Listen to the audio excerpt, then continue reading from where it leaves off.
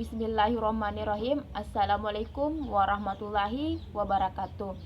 Perkenalkan, nama saya Nur Ramadhani, NIM 20022225052. Baik, saya akan memaparkan materi singkat tentang perkembangan sistem perekonomian di Indonesia dari masa ke masa. Sistem perekonomian adalah sistem yang dipakai oleh sebuah negara untuk mengoleksikan sumber daya yang dikuasainya, baik itu perorangan maupun intensi di negara itu.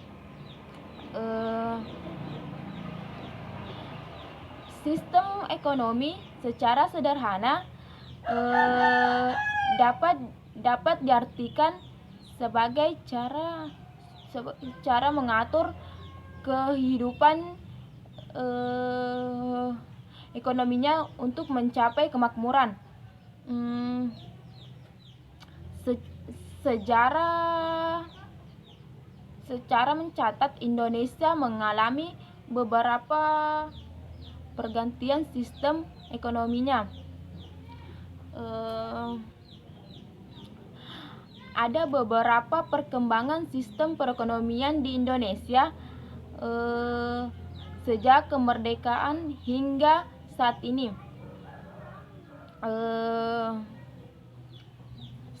Satu, ekonomi nasional. Setelah proklamasian kemerdekaan, salah satu yang dilakukan oleh pemerintah Indonesia saat itu adalah melakukan nasionalisasi perusahaan Belanda.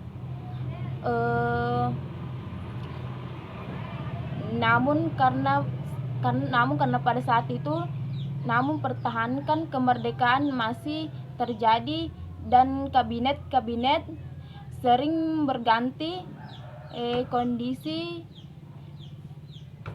ekonomi ini menjadi lemah.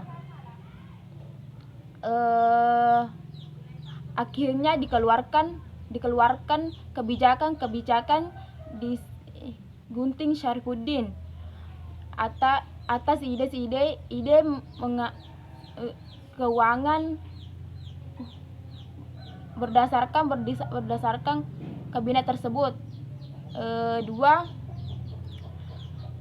masa demokrasi terpimpin. Setelah dikeluarkan dekret Presiden 5 Juli 1959, Indonesia menjalankan sistem demokrasi terpimpin. Secara otomatis perekonomian Indonesia menjurus pada sistem etatisme. Tiga, masa demokrasi ekonomi. Salah satu proyek besar Orde Baru adalah meningkatkan kesejahteraan masyarakat melalui proses industrialisasi dari skala besar, diikuti oleh buku besar dari Orde Baru. 4. Ekonomi Pancasila. Ekonomi Pancasila ditinjau berdasarkan sistem pemilikan sumber daya ekonomi atau faktor produksinya.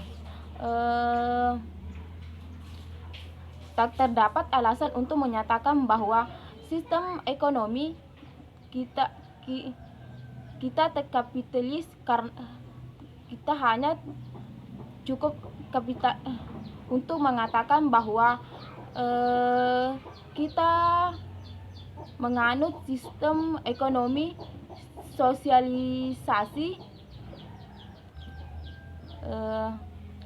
Sekian, assalamualaikum warahmatullahi wabarakatuh.